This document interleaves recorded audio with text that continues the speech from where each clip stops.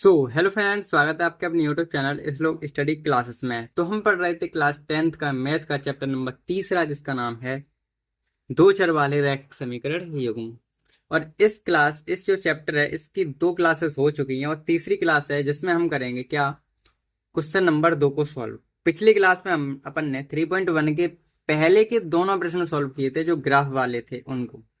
आज की क्लास में हम करेंगे प्रश्न नंबर 2 से स्टार्टिंग और देखते हैं कितनी कर लेते हैं, क्योंकि टाइमिंग के ऊपर सबसे ज्यादा है। ठीक है, तो शुरू करते हैं अपने क्लास को बिना किसी देरी के। ठीक है, तो शुरू देखिए क्या करते हैं। सबसे पहले क्वेश्चन पढ़ लेते हैं ध्यान से। ये क्या कह रहा है, ये देखिए। इसमें ये कह रहे हैं कि अनुपातो ए अनुपात ए बट्टे बी बी ए वन बट्टे B A two, B one बट्टे बी टू और सी वन बट्टे सी टू है की तुलना कर ज्ञात कीजिए कि निम्न समीकरण युग्म द्वारा निरूपित रेखाएं एक बिंदु पर प्रच्छेद करती हैं या समांतर हैं या समपाती हैं। ये तीनों चीज हम समझ चुके हैं पहली क्लास में, जो थ्योरी वाली क्लास है उसमें। रेखाएं प्रच्छेदित कब करेंगी, समांतर कब करेंगी, समपाती कब करेंगी, ये बात आपको पता होनी चाहिए। ठीक है, फिर भी आज हम बताएंगे। फिलहाल ये समझो कि क्वेश्चन करना कैसे। तो देखो, हमें क्वेश्चन में केवल प्रच्छेदित बताना है, समांतर बताना है, समपाती, इन तीनों में से जो भी है सो बताना है, बस सिंपल सी बात। शुरू करते हैं क्वेश्चन को, कैसे होता है ये। तो देखो, पहले तो हमने क्वेश्चन लिख लिया इस तरीके से। आप ध्यान से देखो करना क्या है इसमें। ये मेरे पास समीकरण 1 है पहले नंबर पे, ये मेरे पास समीकरण 1 दे रखा है और ये मुझे समीकरण नंबर 2 दे रखा है। ठीक है, अगर हम समीकरण 1 से स्टार्ट करें, समीकरण 1 से, तो समीकरण 1 में देखो ध्यान से, इसका स्टैंडर्ड फॉर्म क्या होती है, हमने कल पढ़ी, थ्योरी वाले दिन पढ़ी। A x plus b y plus c बराबर 0, यही तो पढ़ी थी, ध्यान होनी चाहिए बेटा। ठीक है, ये पढ़ी थी मैंने। तो आगे देखो करना कैसे इस सवाल को। तो देखो, समीकरण 1 में देखोगे तुम, समीकरण 1 में ए वन, अब दो समीकरण है तो इसीलिए पहले समीकरण की कैंडिडेट को A1 मान लेते हैं। A1 दिया है मुझे 5, देखो एक ही जगह पे 5 बैठे हैं ना, तो 5। B1 मुझे दिया है, बी की जगह पे बैठे 4, लेकिन यहाँ पे माइनस के 4 है, तो माइनस के 4 B1 का। और C1 का मान मेरे पास है 8, C1 का मान प्लस के 8 है, तो 8 आ गए। ऐसे समीकरण 2 से करेंगे, समीकरण 2 से। अब समीकरण 2 आ गया तो इसमें A2 चलेगा। A2 का मान मुझे क्या है देखना पड़ेगा। B2 का मान मेरे पास क्या है वो भी देखना पड़ेगा, और C2 का मान क्या है वो भी मुझे देखना पड़ेगा। तो A1 का मान मेरे पास 7 है, B1 का मान मेरे पास 6 है, C1 का मान माइनस के 9 है। बस इतना काम तो मुझे करना ही करना है हर हालत में। ठीक है, इतना काम करने के बाद मुझे क्या करना है वो ध्यान से समझते रहिए। आप देखो, सबसे पहले मुझे तब A1 बट्टे A2 निकालो, फिर B1 बट्टे B2 निकालो, और फिर C1 बट्टे C2 निकालो। इतनी चीज आपको हर बार निकालनी ही पड़ेगी। A1 बट्टे A2, B1 बट्टे B2 और C1 बट्टे C2 निकालो। देखो ध्यान से, A1 का मान मेरे पास 5 है और A2 का मान मेरे पास 7 है, तो 5/7 आ गया A1 बट्टे A2। B1 का मान मेरे पास 4 है और B2 का मान 6 है। C1 का मान मेरे पास 8 है और C2 का मान माइनस के 9। यहाँ में चेक करने का नया अंदाज ये है, सबसे पहले मुझे A1 बट्टे A2 और B1 बट्टे B2 को चेक करना पड़ेगा, ये सेम है कि नहीं। ये 5/7 है, ये माइनस के 4/6 है, तो कोई से एंगल से मुझे ये एक जैसे नहीं दिख रहे हैं, या 5 है या 4 है, मतलब अलग अलग हैं। यानी कि जब दो ही लोग समान नहीं है तो तीसरे पे हम जाएंगे ही क्यों। तो इसमें मुझे एक चीज समझ में आई कि A1 बट्टे A2 और B1 बट्टे B2, ये दोनों लोग एक जैसे नहीं है, दोनों लोग समान नहीं है, बराबर नहीं है। और जब बराबर नहीं है तो मुझे तीसरे पे जाना ही नहीं है, मुझे तीसरे पे जाना ही नहीं है। जब ये दो बराबर हों तब तीसरा चेक करना है मुझे। ये दो बराबर ही नहीं है तो फिर तीसरे पे जाने का कोई मतलब है नहीं, तो पहले ये दो बराबर होनी चाहिए तब तीसरे पे जाएंगे। फिलहाल अपने पास ये दोनों बराबर नहीं है ना, अलग अलग हैं। और जब अलग अलग होते हैं तो हमने पहली थ्योरी में एक साड़ी रटाई थी, आपको बताई थी, जो क्या है, रेखाएं काटती हैं यानी प्रच्छेद करती हैं, एक हल होता है। और A1 बट्टे A2 और B1 बट्टे B2 बराबर नहीं हो, क्या हो, बराबर नहीं हो। तो इस हिसाब से मेरे पास हमसे पूछा है क्या है, रेखा प्रच्छेदित है, समांतर है या समपाती, यही तो पूछा है मुझसे। तो हमने जब a1/a2 और b1/b2 बराबर नहीं होते हैं ना, तो रेखाएं प्रच्छेदित होती हैं, मैंने बताया था आपको थ्योरी वाले पार्ट में। तो यहाँ पे तो यह लिखेंगे अतः, अतः चेंज कर लेते हैं कलर, अतः रेखाएं प्रच्छेदित होंगी, प्रच्छेदित, रेखाएं प्रच्छेदित कब होंगी, जब a1/a2 और b1/b2 बराबर नहीं हो। ये अपने पास प्रश्न हो गया कंप्लीटली सॉल्व। ध्यान से देख लीजिए, इस तरीके से मुझे सॉल्व करना है। समीकरण a1, समीकरण 1 से a1 a2 a1 b1 c1 निकालना है, फिर समीकरण 2 से a2 b2 c2 निकालना है, फिर a1/a2 b1/b2 c1/c2 निकालना है। इस तरीके से मुझे फिर चेक करना है दोनों बराबर हैं कि नहीं। इस तरीके, इस आधार पे मैं बताऊंगा कि रेखाएं कैसी हैं, प्रच्छेदित होंगी, क्योंकि ये दोनों बराबर नहीं है। ठीक है, अब हम बढ़ते हैं अपने अगले प्रश्न पर। तो अपना दूसरा प्रश्न है, क्या है, ये है 9x + 3y बराबर प्लस के 12 और 18x + 6y प्लस के 24 बराबर 0। यहाँ पे प्लस है बेटा, यहाँ पे प्लस है, तो इस तरीके से है।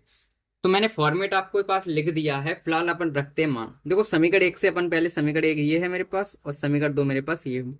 समीकरण 1 से a1 का मान, ये पहला a1 का होता है 9, a2 का मान 3 है और b2 का मान, c1 का मान कितना है मेरे पास 12 है। a1 b1 c1 का निकल के आएगा। a2 का मान दूसरे से 18, 6 और 24 प्लस के, ये सब कुछ तो प्लस का ही आ गया। ठीक है, अब देखो a1/a2 निकालो। a1/a2 मतलब 9/18 कट के आएंगे कितने, 9 1 9, 9 2 18, 1/2। b1/b2 3/6 कट के आएंगे 1/2। c1/c2 12/24 कट के आएंगे 1/2। यानी कि मुझे पता चल गया यहाँ पे तीनों बराबर हैं। देखो 1/2 1/2 1/2। इस हिसाब से यहाँ पे, इस हिसाब से यहाँ पे ध्यान से समझो बेटा, कोई जल्दबाजी नहीं मुझे। a1/a2 बराबर है b1/b2 और ये भी बराबर है c1/c2 के, यानी कि तीनों ही कितने के, 1/2 के बराबर हैं। अब जब तीनों बराबर होते हैं ना, जब तीनों बराबर होते हैं तो पता है रेखाएं कैसी होती हैं, रेखाएं कैसी होती हैं जब तीनों बराबर होते हैं, तो रेखाएं होती है मेरी समपाती। आपको याद होगा ना ये, तो लिखेंगे अतः रेखाएं समपाती होंगी, समपाती होंगी। अच्छा, रेखाएं समपाती दिखती कैसी हैं आपको पता है? रेखाएं समपाती ऐसी दिखती हैं जैसे एक लाइन ये है, तो इसी पे एक और लाइन हो, इसी पे एक और लाइन हो, तो ये रेखाएं एक दूसरे के समपाती हो गई। और प्रच्छेदित रेखा कैसी होती हैं, अच्छा वो भी बता देता हूं मैं। प्रच्छेदित रेखाएं ऐसी होती हैं एक दूसरे को ये काटती हैं, एक दूसरे को ये काटती हैं, इस बिंदु पे काट रहे हैं तो इसे कहते हैं प्रच्छेदित रेखाएं। ऐसी रेखाएं प्रच्छेदित होंगी और ऐसी रेखाएं मेरी कैसी होंगी बताओ, ये संपाती होंगी, एक के ऊपर एक बैठा हो तो संपाती रेखा है। ठीक है, तो अब हम बढ़ते हैं तीसरे प्रश्न की तरफ। तो अपना तीसरा प्रश्न भी रेडी है आपके सामने। तीसरा प्रश्न लिखते हैं, देखिए क्या दिया है। दूसरे का तीसरा है, इसमें a1/a2, a1 क्या है 6 है, a1 क्या है 6 है, थोड़ा सा नीचे कर लेता हूँ, थोड़ा ब्लर मार रहा है ऊपर। तो a1 का मेरे पास 6 दिया है, इसमें b1 मेरे पास -3 है और c1 मेरे पास 10 है, यही तो है।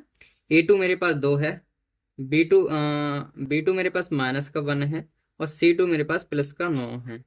यही है सिस्टम सब, +9 है। तो इस तरीके से मेरे पास ये निकल के आएगा। अब मैं निकालूंगा a1/a2, तो मेरे पास 6/2 आएगा, एक आएगा -3/1 माइनस का, और एक आएगा 10/9। चेक करो ये काट के, तो ये 3/1 बचेगा और ये माइनस माइनस कट जाएगा, यानी कि 3/1 ये भी बचेगा और ये मेरे पास कटेगा नहीं। तो इसमें मुझे ये तो समझ में आ गया कि दो बराबर हैं, दो बराबर हैं। a1/a2 तो बराबर है b1/b2 के, देखो ना, एक 3/1 3/1, लेकिन c1/c2 बराबर नहीं है, c1/c2 बराबर नहीं है। ये जब कंडीशन होगी तो हमारी रेखाएं कैसी होंगी, समांतर होंगी। तो ये रेखाएं समांतर हैं, रेखाएं कैसी हैं, रेखाएं समांतर हैं, समांतर रेखाएं हैं। कैसी समांतर होती हैं, रेखा समांतर कैसी होती हैं, एक के ऐसी रेखाएं समांतर होती हैं, कभी एक दूसरे को काटेंगी नहीं। ठीक है, समझ गए होगे। तो अपन ने दूसरे के जितने भी क्वेश्चन थे तीनों कर लिए और बहुत आसान प्रश्न थे ये वाले। बच्चों को अच्छे से समझ में आ जाते हैं ये प्रश्न, ठीक है। तो अब अपन तीसरे प्रश्न की तरफ बढ़ते हैं, अच्छे समझते हैं वो भी। तो ये रहा आपके सामने अपना तीसरा प्रश्न, ध्यान से देखो क्या है। तीसरा प्रश्न ध्यान से समझ लेते हैं एक बार, ध्यान से देखना, ठीक है। तीसरे प्रश्न में ये कह रहे हैं कि अनुपात वही है A1/A2 B1/B2 C1/C2 निकालना ही है, ज्ञात कीजिए और निम्नलिखित समीकरण को संगत और असंगत बताने हैं मुझे, संगत और असंगत बताने हैं। क्या बताने? संगत और असंगत। देखो संगत और असंगत क्या होते हैं? संगत वे होते हैं, संगत उसे कहते हैं जो लाइनें हमारी एक दूसरे को टच करें। लाइनें एक दूसरे को टच करेंगी तो संगत होंगे, और लाइनें टच कभी नहीं करती हैं वो असंगत होती हैं। तो लाइनें टच हमारी कब करती हैं? जब रेखाएं कैसी होती हैं, एक तो संपाती में टच करती हैं और प्रच्छेदित में टच करती हैं एक दूसरे को, ठीक है। एक बार रफ से समझा दूं क्या आपको? मन तो कर रहा है समझाने का। देखो जैसे मान लो ये है, रेखाएं जब हमारी संपाती होती हैं तो ऐसी तो होती हैं, तो एक के ऊपर एक है यानी कि टच कर रही है, लाइनें कर रही है ना, ठीक है सर। और जब प्रच्छेदित होंगी तो एक दूसरे को टच यहाँ पर भी कर दी, तो ये दोनों होंगे मेरी संपाती। कैसे होंगी? संपाती। जब दूसरे को अगर ये टच नहीं करें एक दूसरे को तो वो तो सॉरी संपाती नहीं, संगत, संगत की बात कर रहे थे ना अपन। तो अगर ये एक दूसरे को टच करेंगे तो वो होंगी संगत, ठीक है। और अगर तो एक दूसरे को टच नहीं कर रही तो वे होंगी असंगत, ठीक है। समझ गए बेटा? समझ गए। अब आगे क्वेश्चन से समझिए। क्वेश्चन मेरे पास क्या है, ध्यान से समझ लेते हैं। ये फालतू की आवाज आ रही है उसे इग्नोर कर दीजिएगा थोड़ी देर के लिए, थोड़ी दिक्कत होती है यहाँ पे, ठीक है। तो ये मेरे पास सवाल आ गया। क्या है मेरे पास? सवाल है 3x + 2y = 5 और 2x - 3y = 7। ये मेरे पास सवाल का समीकरण दिया है, देखो आपको दिख रहा हो। इससे मैं A1 B1 और A2 B2 मतलब सब कुछ निकाल लूंगा जैसे पहले निकाल लेते। तो समीकरण एक से शुरू करते हैं। समीकरण एक से, समीकरण एक मेरे पास है ही, उसमें A1 आपको दिखेगा, B1 आपको दिखेगा और C1 आपको दिखेगा। ऐसे समीकरण दो में देखेंगे, समीकरण दो में आपको A2 आपको दिखेगा, B2 आपको दिखेगा और C2 आपको दिखेगा। ये दो चीजें हमें आपको देखने की जरूरत है। देखो A1 कितना है? 3 है, B1 कितना है? 2 है और C1 कितना है? 5 है। अब ये इधर जाएंगे तो -5 हो जाएंगे। ऐसे A2 मेरे पास 2 है, B2 मेरे पास -3 है, C2 मेरे पास इधर जाएगा तो -7 हो जाएगा, ठीक है। क्योंकि बराबर 0 होता है तो इधर को ले आएंगे, तो -5 इधर को ले आएंगे -7। अब मुझे A1/A2 और B1/B2 और C1/C2 निकालने हैं, तो निकाल देता हूँ। ये आज हिल बोल रहा है, ध्यान से बेटा। तो यहाँ देखो A1/A2, B1/B2 और C1/C2 मुझे निकालना है। तो A1 मेरे पास है 3/2, ये मेरे पास है 2/-3 और ये मेरे पास है -5/-7। माइनस से माइनस कट जाएगा, तो ये आपको दिख रहा है ना, ठीक है। इसमें आप देखोगे A1/A2 कितना है मेरे पास? 3/2, ये है 2/3, अलग अलग है ना दोनों। A1/A2 बराबर नहीं आया B1/B2 के। जब B1 A1/A2 B1/B2 के बराबर नहीं आए तो रेखा मेरी कैसी होती है? संपाती, वो सॉरी प्रच्छेदित वाली, प्रच्छेदित रेखा, यानी कि एक दूसरे को टच कर रही हैं। जब एक दूसरे को टच कर रही हैं तो कैसा होगा? ये संगत होगा। कैसा होगा? युग्म कैसा है? रैखिक युग्म, रैखिक समीकरण युग्म कैसा होगा? संगत होगा। क्यों होगा संगत? संगत होगा क्योंकि हमारी लाइनें एक दूसरे को टच कर रही हैं, जहां टच करेंगी वहां संगत आएगा। तो हमारे पास पहले का आंसर हो गया रैखिक युग्म संगत होगा। ये मेरे पास पहले का, तीसरे का पहला क्वेश्चन हो गया सॉल्व। अब हम बढ़ेंगे अपने अगले प्रश्न की तरफ। तो करते हैं अब अपने तीसरे का दूसरा प्रश्न स्टार्ट। दूसरा प्रश्न है मेरे पास, क्या है ध्यान से देखो। 2x - ये, इसमें A1/A2 निकल। समीकरण एक से देखो, A1/A2 मतलब 2 है, A1 क्या है? 2, B1 मेरे पास 3 है -के और C1 मेरे पास -8 हो जाएगा, इधर जाएगा तो सही बात है। A2 मेरे पास है 2, A2 मेरे पास है 4 और B2 मेरे पास है -6 और C2 -9 हो जाएगा, इधर जाएगा तो।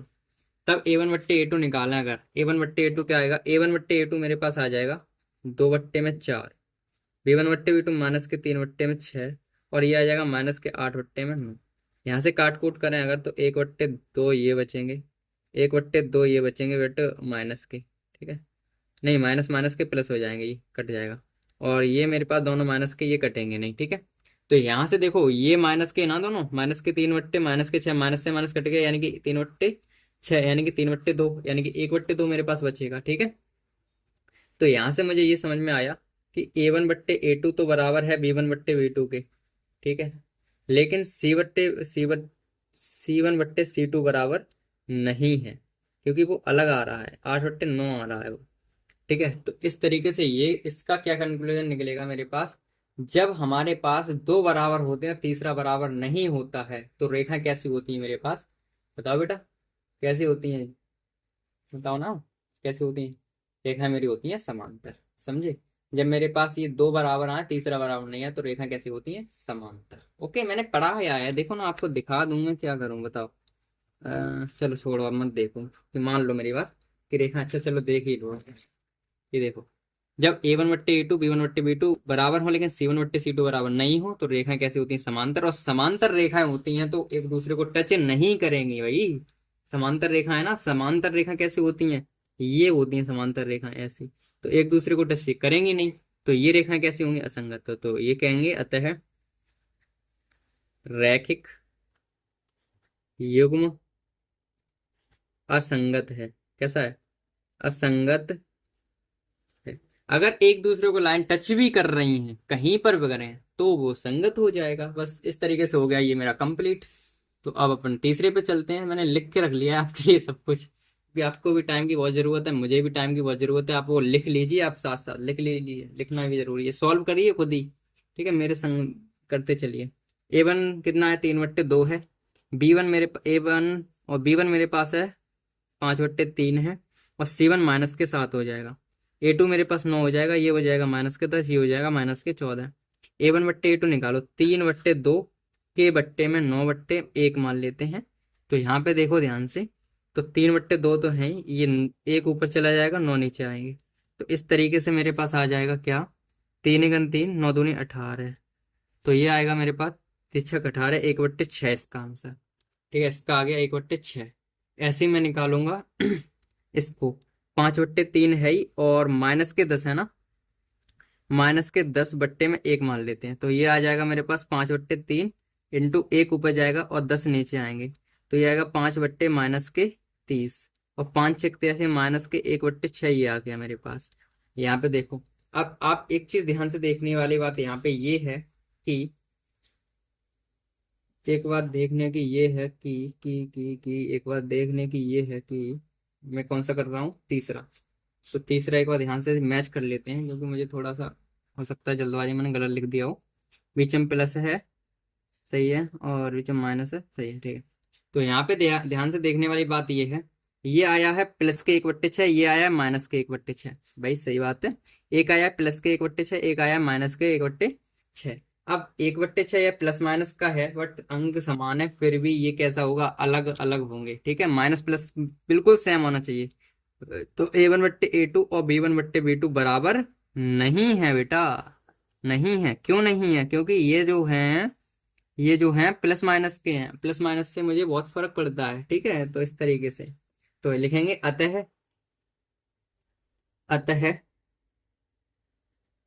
रैखिक युग्म संगत है, क्योंकि ये ले संगत है, क्योंकि ये लाइन जो है प्रच्छेदित करेंगी, प्रच्छेदित करेंगी। जब ये कंडीशन होती है तो लाइनें कैसी होती हैं, प्रच्छेदित करती हैं, जब A1/A2 बराबर नहीं होता है B1/A, ठीक है।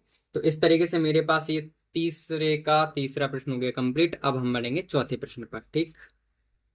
तो देखो मेरे पास आ गया ये चौथा प्रश्न, ध्यान से देखो क्या है इसमें। इसमें देखो ध्यान से देखना, क्या है वही काम करना है। सर क्या बार बार दिखा रहे हैं आप, मैंने तो कर भी लिया, करना शुरू भी कर दिया, मतलब -11, ये मेरे पास आएगा -10, ये मेरे पास आएगा 6, और ये +22 आ जाएगा, +22, क्योंकि ये माइनस के इधर जाएंगे, +22 आ जाएंगे, ये प्लस के तो माइनस के, समझ गए होगे यहाँ तक। तो 5/-10 तो ये आ गया, -3/6 ये आ गया, और माइनस प्लस माइनस के 11/22 ये आ गया।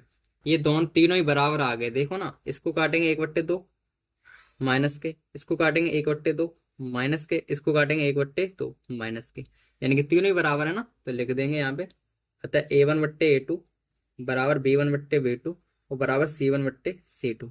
जब तीनों ही बराबर होते हैं तो रेखाएं कैसी होती हैं, समपाती। समपाती रेखाएं हमारी ऐसी होती हैं, एक के ऊपर एक, यानी कि टच कर रही हैं एक दूसरे को, तो रेखांक युग्म कैसा होगा, समसंगत होगा। अतः रैखिक युग्म संगत होगा।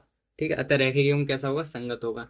ठीक है, तो अब अगले बढ़ लेते हैं। अगला है मेरे पास ये, तो यहाँ पे भी A1/A2, A1 है मेरे पास 4/3, A2 मेरे पास 2 और ये -8। ये मेरे पास 2 है, ये 3 है और ये -12 है। माइनस माइनस क्यों हो रहा है? चिन्ह चेंज होता है ना, इधर जाएगा ये बराबर के, तो चिन्ह चेंज हो जाएगा।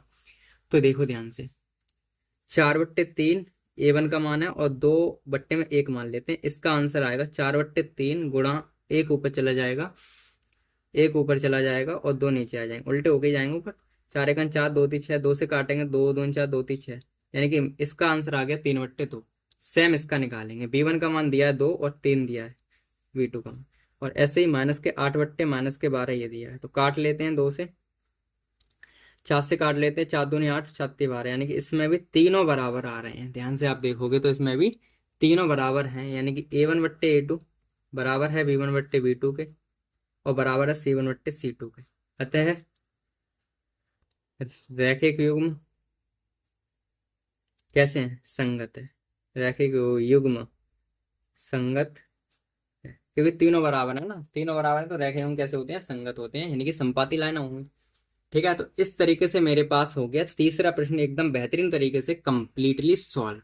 ठीक है, अब हम चौथा प्रश्न आपको दिखाएं, तो चौथा प्रश्न जो है वो उसमें थोड़ा बड़ा है, तो उसको मैं सोच रहा हूँ अगली क्लास में कराऊं। ठीक है, उसको मैं सोच रहा हूँ अगली क्लास में ही करा दूं तो ज़्यादा सही रहेगा।